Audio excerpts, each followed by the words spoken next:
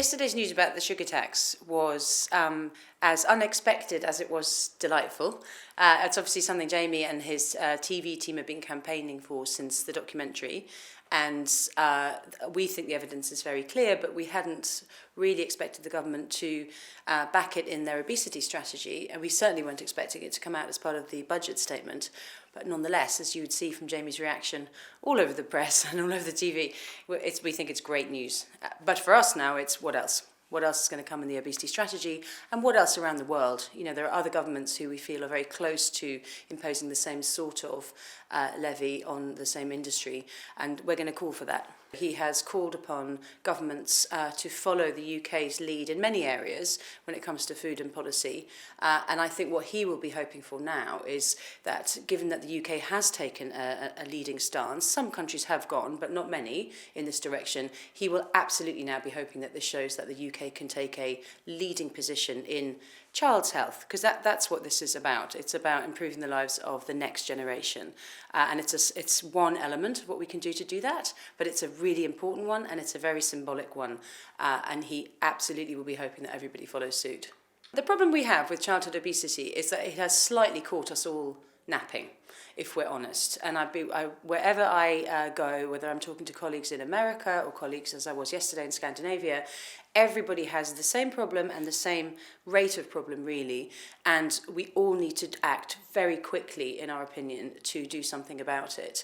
I think a sugar tax, as we've had in the UK yesterday, is a good start, but there are many other aspects to improving this problem, and all of which have to act together.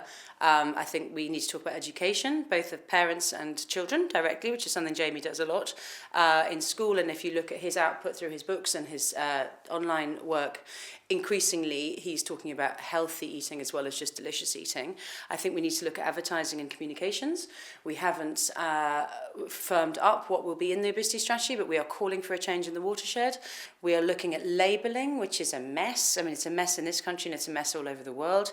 When Jamie went to Parliament and put the teaspoon idea out there, he had 10 million people on Facebook overnight saying that they thought that was a good idea.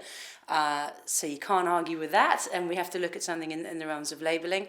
And we have to look at general behavioural shifts, I think, in the food business. He believes the food industry is a great part of this country. It's a great part of the global economy. It may have contributed to the problem. It 100% can contribute to the solution. And we are really keen to work with anybody who will take the bold moves to look at their businesses and work out what does good look like, both for a healthy business and a healthy customer.